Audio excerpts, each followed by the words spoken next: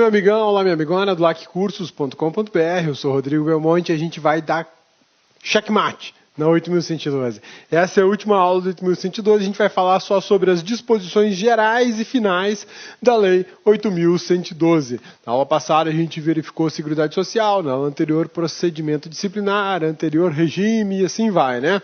E aí a gente liquida um dos temas mais importantes do direito administrativo, que é justamente a Lei 8.112. Disposições gerais e finais da 8.112 são algumas coisas bacanas sobre a 8.112 e sobre o servidor público. Por exemplo, Dia do Servidor Público será comemorado a 28 de outubro, ou seja, todo dia 28 de outubro é feriado para o servidor público, né? O servidor público tem um dia só para ele, que é o dia do servidor público. Assim como o trabalhador da iniciativa privada tem um dia do trabalho, que é dia 1º de maio, o servidor público tem aqui o dia 28 de outubro, previsto na Lei 8.112. E essa data ela é utilizada na legislação estadual e municipal, repetindo aí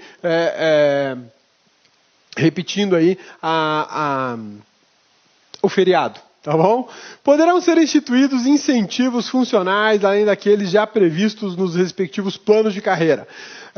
Isso é muito questionável dentro da administração pública. Benefícios, prêmios, enfim, incentivos que não estejam dentro da estrutura da remuneração. Vencimento e remuneração. Tá lembrando a diferença? Tem que lembrar, hein? Isso aí cai em prova. E aqui a 8.112 diz o seguinte, que é possível instituir prêmios pela apresentação de ideias, inventos ou trabalhos que favoreçam o aumento de produtividade e a redução dos custos operacionais. Concessão de medalhas, diplomas de honra ao mérito, condecoração e elogio. Olha que bacana isso. Dentro do MPU, onde o Cabeça trabalha, lá já existe isso, sim. Existe incentivo aqui para a produção técnica, exatamente. O servidor pode desenvolver algum trabalho na área jurídica, na área de administração pública, e ele recebe uma espécie de incentivo financeiro para desenvolver aquela atividade.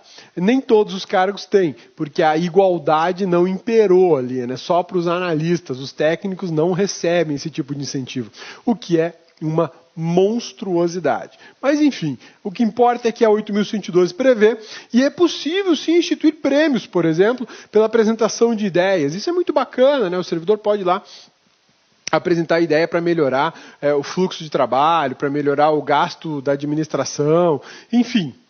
São coisas que só quem está com a mão na massa pode contribuir. Quem está olhando de fora dificilmente vai ter uma ideia tão útil, tão concreta quanto essas que o servidor pode dar, né? Os prazos previstos na Lei 8.112, a gente viu inúmeros prazos, um monte de prazo, né? Prazo de licença, prazo de afastamento, prazo de processo administrativo, prazo de afastamento preventivo, enfim, um monte de prazos. E como é que contam-se esses prazos? A Lei 8.112 esclarece de forma muito precisa. Contam-se em dias corridos. Exclui-se o dia do começo e inclui-se o dia final. Então, se um prazo vai começar na terça-feira, foi publicado hoje.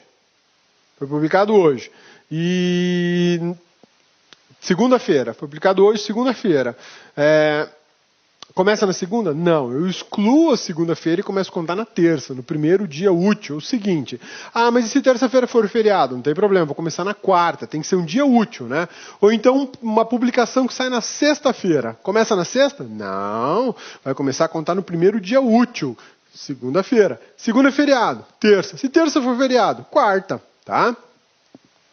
E inclui o dia final. Termina no dia 10 de dezembro, então beleza, dia 10 de dezembro, acabou, não tem um segundo a mais, né? Fica prorrogado para o primeiro dia útil seguinte o prazo vencido em dia em que não haja expediente. Isso aqui é bacana, né? Digamos que o prazo vai acabar dia 10 de dezembro, mas no dia 10 de dezembro é feriado, não tem expediente, então eu prorrogo para o dia 11, se for dia útil. É um sábado, então vamos lá para segunda-feira, 12 domingo, 13 segunda-feira.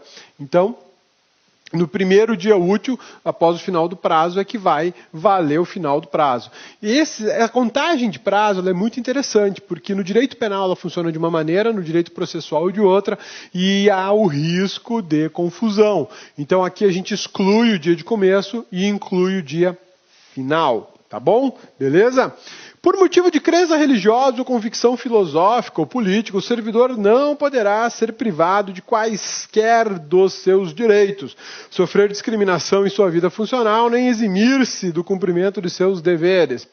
A gente viu isso lá no artigo 5º da Constituição da República, quando a gente falou de convicção religiosa. Ninguém pode ser punido porque tem uma certa convicção religiosa e, de alguma forma, não pode realizar uma atividade na administração. Os adventistas, por exemplo, eles guardam o final da sexta-feira para eles, para atividades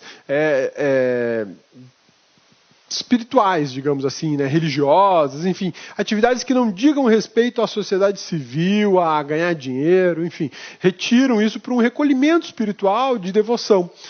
E muitas vezes eles não podem trabalhar na sexta-feira à tarde, nem no sábado pela manhã. Então, um servidor que se enquadre nessa circunstância, ele não pode ser punido ou discriminado porque ele não vai trabalhar nas sextas-feiras à tarde. Pelo contrário, vai se encontrar uma outra forma de ele cumprir a carga horária dele, cumprir as metas de trabalho dele, e ele vai executar a atividade dele como todos os outros demais servidores. O fato é que ele vai ter uma situação um pouco mais delicada, porque ele vai ter menos tempo, digamos assim, de trabalho. Olá, meus amigos! E aí, galera? Tá gostando da aula do professor? Você quer continuar assistindo essa videoaula? Aliás, faça o nosso super curso da PGE 2016 para os cargos de técnico e para o cargo de administrador. Você pode ter certeza que é o melhor custo-benefício. Nós, aqui do Lá Concurso, preparamos para vocês um super curso, um curso super competitivo. Se você cumprir as nossas metas de estudos, você vai gabaritar na prova. Detalhe, olha só, o custo de técnico custa apenas 10 de 25